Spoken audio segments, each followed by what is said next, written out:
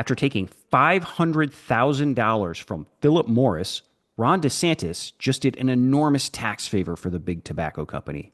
And now the Florida legislature might do the company a favor too. We're going to tell you more about it in today's update from Florida's 2025 legislative session.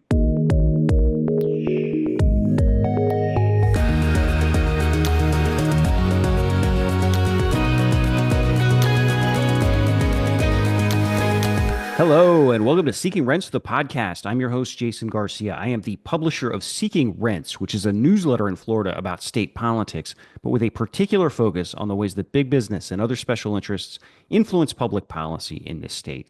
This is going to be a quick check-in from day 21 of the Florida Legislature's 2025 legislative session, which runs for 60 days in all. We've actually been off for a couple of days here, so this is going to be more like a recap of days 16 through 21. We're trying to get a couple of planes off the runway on the newsletter. Also, we're going to try and move pretty quick through this episode just because we're in the middle of another really busy day in Tallahassee. In fact, we just had committees in both the House and Senate simultaneously hearing bills to roll back child labor laws and allow businesses to pay less than the minimum wage. If there's a metaphor for the Florida legislature, this past hour was it. Okay, so we're going to dive into two bills in particular on today's show. And the first one is actually the subject of a story we wrote over the weekend on a newsletter that I think is really important. And I'll throw a link to the story in the show notes. And this is going to tie back to the legislature, but it actually begins with Governor Ron DeSantis. And so you might remember that the governor personally led the opposition this past election to a couple of petition ballot drives that made it on the ballot that one of which would have legalized recreational marijuana in Florida, and the other would have overturned a statewide abortion ban. And the governor was opposed to both of those and essentially turned himself into the face of the opposition. He raised a lot of money for that initiative, in addition to, I would argue, potentially illegally misspending $20 million or more in taxpayer money on that campaign.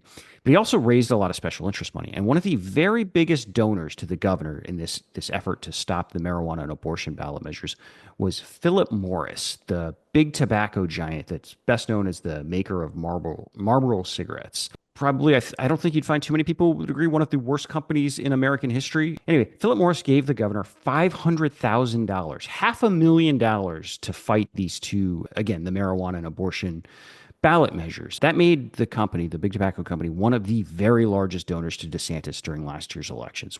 There's only two or three others that were larger than Philip Morris was. So that was obviously a huge favor for the governor. Well, it turns out the governor just did a huge favor for Philip Morris. It happened earlier this month when a state agency, issued essentially a legal opinion that ruled that Philip Morris's IQOS product, which is a form of heated tobacco product, basically an electronic device that heats these tobacco-infused heat sticks is what they call them, because they're not cigarettes, right? They're not cigarettes, they're heat sticks, which then release essentially vapor with nicotine in it. That, nicotine, one of the most addictive substances on earth, as addictive as heroin, at least as addictive as heroin. And so the DeSantis administration issued this legal opinion that essentially said Philip Morris's IQOS product would not be subject to Florida cigarette and tobacco taxes.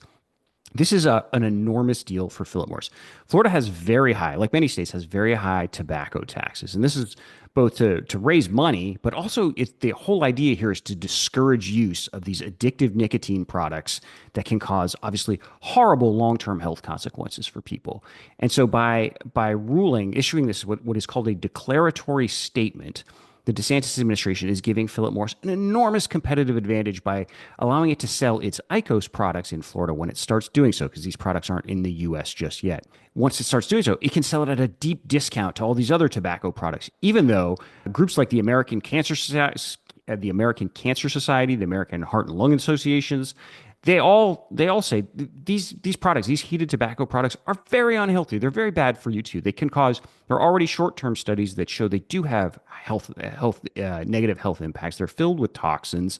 There is no real reason to be exempting these products from cigarette taxes, unless, of course, you buy Philip Morris's spin that these are a healthy alternative to cigarettes that'll help people switch, which it overlooks the fact that the big tobacco companies market these specifically to young people who wouldn't smoke cigarettes otherwise. So that's a lie. And then two, maybe we ought not trust a company with a history of misleading people about the dangers of its own products, right? Like, again, Philip Morris is who we're talking about. What are we even doing here?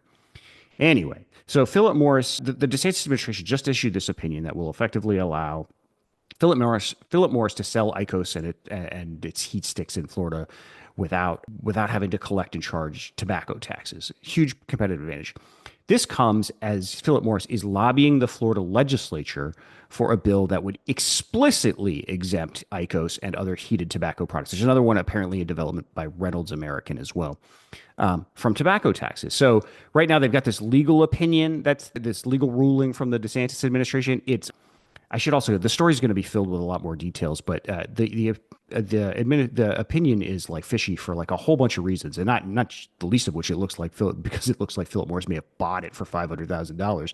But like, just to give you one quick example, the DeSantis administration just a few weeks earlier had been telling people that heated tobacco products like IQOS were subject to the tobacco tax. So they apparently changed their mind, and they did so very fast and very recently.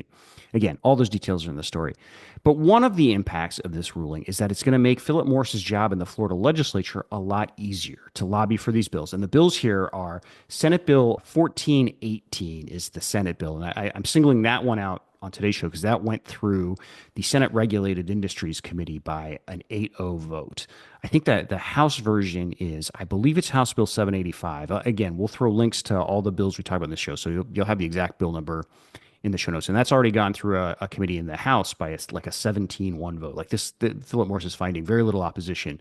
But now its job has gotten even easier because one of the things that slows down tax breaks in the legislature, the only thing that really slows corporate tax breaks and business tax breaks is the fact that lawmakers have to account for the lost revenue in their budget, right? And so every new tax break you pass, it makes passing a budget that much trickier. It's a little bit less money that you have to spend on budget projects or on anything else, right? But now Philip Morris is going to be able to go back and say, no, you don't actually have to account for this in the budget because this is already under existing law. We're already exempt from tobacco taxes. The DeSantis administration, they're not even going to collect this tax anyway, so there is no impact to the state budget. And so suddenly you can pass this without even having to think about any kind of financial considerations or anything. It makes the job of lobbying for this legislation even easier. Like I said, this was a huge favor that DeSantis just did for Philip Morris of all people, and now Philip Morris is finding a bunch of friends in the Florida legislature to take this ruling that is, it is a valuable ruling to have, although it's not quite as firm as actually getting the law changed explicitly in your favor. But it looks like they might be able to do that now, thanks in large part to DeSantis. Also, a quick shout out to Florida legislators who are taking money from Philip Morris as well, too. Like, we don't have comprehensive records yet for the last couple of months before session began. This is the result of a horrible law the legislature passed a couple of years ago, weakening campaign finance reporting deadlines. It's like the first time in my 20 some odd years of covering the Florida legislature that they've gone backwards on campaign finance disclosure.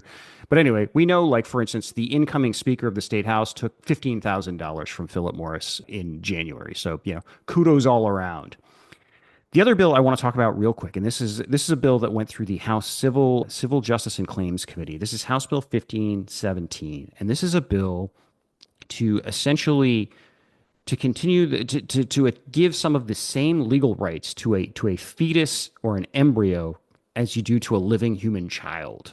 This is a bill, we talked about this last year. It briefly came up in session last year, and then it died because it turns out if you're gonna take the position that a zygote is the same thing as a toddler, there's all sorts of legal ramifications from doing that. So the bill died last year, but it is back, and this is a really important bill for anybody that cares about abortion access and abortion health care, because what this bill really is an attempt to sort of lock in the state's abortion ban and protect against any other future attempts to roll that back or improve abortion access in Florida. And so what the bill would specifically do is it would allow someone to file a civil lawsuit, a civil wrongful death lawsuit on behalf of an embryo or a fetus. And so it explicitly exempts to try and get the reason this died last year is Alabama had a similar law on the books, and then the Alabama Supreme Court ruled that that also barred in vitro fertilization procedures because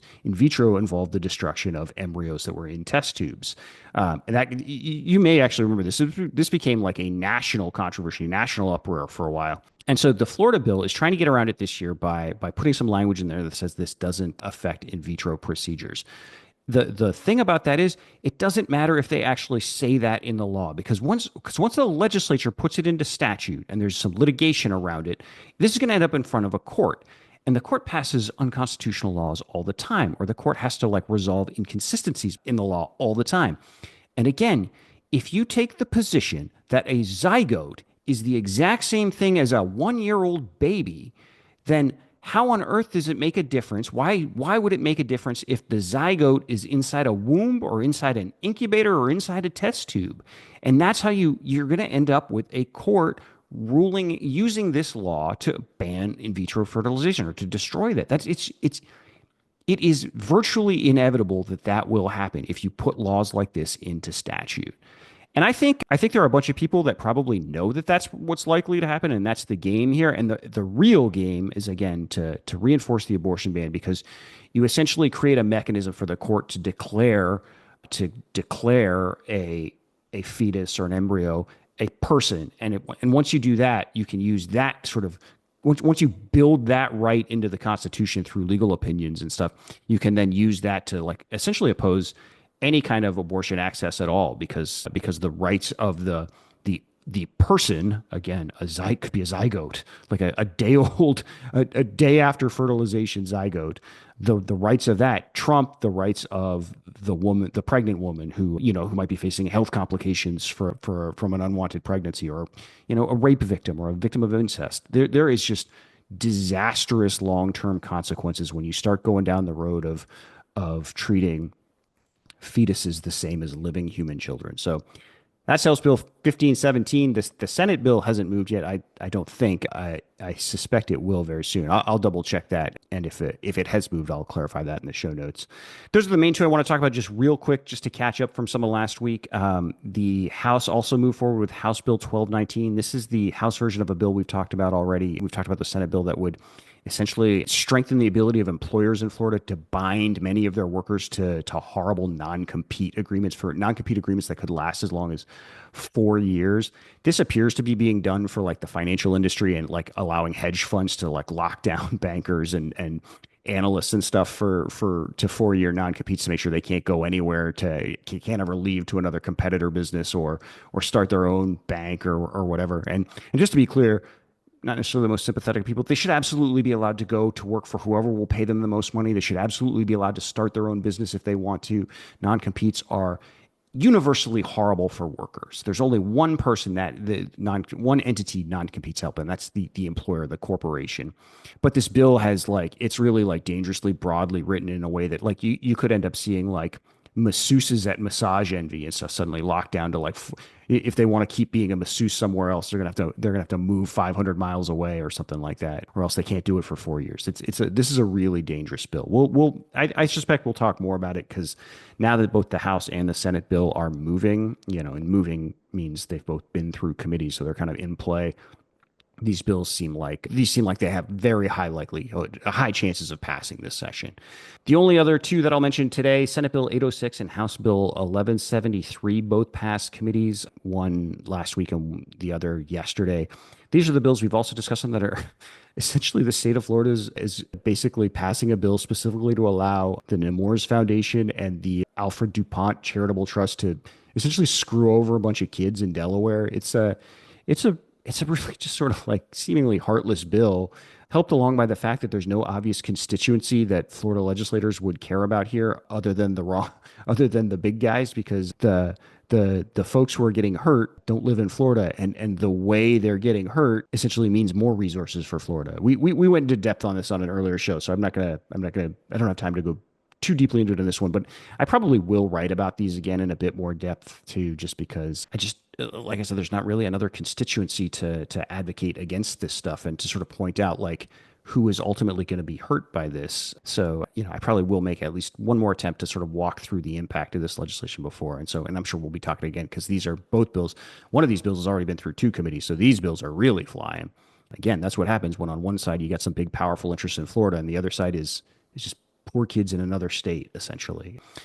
Okay, we're going to leave it there. We will be back tomorrow, probably a longer show tomorrow because there's so much happening today. As always, however you're consuming the podcast, watching, listening, just please think about clicking the like and subscribe buttons. That helps us get the word out and spread this content to more listeners and viewers. Leave a comment or a review too, if you don't mind. And then just also be sure to sign up for the newsletter. Easiest way to find us is at seekingrentsfl.com. And subscriptions are free, but there is an option to voluntarily pay for a subscription if you can afford one. Okay, we'll leave it there for today, and we'll talk again tomorrow. Take care. Bye.